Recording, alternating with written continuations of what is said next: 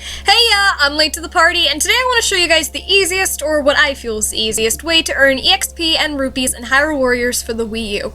Now, a few things before I get started. First off is that I, of course, can't use my gamepad because, well, it's just kind of sitting here so I can show you this. So, I have to use my Wiimote and my nunchuck, and I'm not really used to the controls, so I'm probably gonna suck.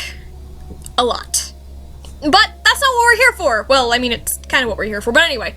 Second is that this kind of walkthrough slash tips type thing that I'm doing right now, that's not what I really intended for my channel to be originally, but I just felt the need to share because not everyone is skilled enough to get the friggin' rupee glitch to work, so that's why I'm here.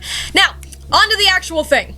What you're going to want to do is go into adventure mode and go to the rewards map. Now, the map I'm doing requires you to collect pieces of an illustration by collecting gold Skulltula tokens, but that's a whole other can of worms, so I'm just going to link you to a walkthrough or some junk in the description so that you can actually do this thing that I'm about to do. Now, you want to go to the one that says, live out the illustration true partners. I mean, it's probably the only one there if you're only as far as I am, but moving on. So, the first thing you're going to want to do is go to the bazaar and head to the apothecary, and near the bottom of the list there should be one called Rupee Festival. I like Rupee Festival because it only costs 1 rupee and it only takes 75 materials to make, so it's pretty easy to get. Now, if you're not here for the rupees and you're here for the EXP, then you should go to the one that says EXP Accelerator. Now, it's a little more costly, but it doesn't need as many materials to make, so you don't have to frickin' ration your metal plates or whatever. So, after you make that, you can pick your warrior. If you already have a warrior at a relatively high level, like my Link is the highest right now, then I'd recommend using them, just so it's faster and easier to cut through the crowds of enemies. But the important thing is the weapon you choose. You're gonna want a weapon that has rupees plus, or if you're here for the EXP, then you want one that has EXP plus. I mean, both is good. My Link has a 3rd tier spinner here that has both, but of course you can pick whichever one you want the most. So here's the gist of this map. There are 6 rogue captains that you can pick from to fight alongside you while you kill the others and then go to the commander. You have Lana, Agatha, Impa, Zelda, Fee, and Midna. Now, the thing is, you're gonna need to choose my precious Twilight Midna.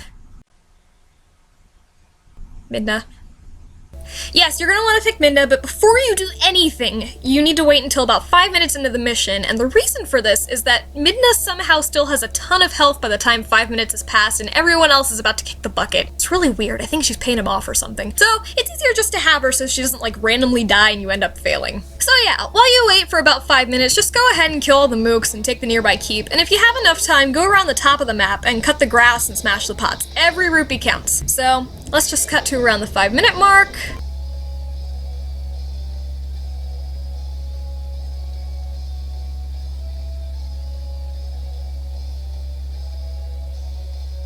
Alright, so now we've got Midna with us, and we're going to take this keep. Now, something I like to do is, when the keep boss appears, I try to keep my attacks away from him as long as possible, and kill the mooks that spawn from the corners instead. You get a lot more KOs that way, and as a result, more rupees. And you get to hear this cutie brag about taking the keep for herself. I mean, what?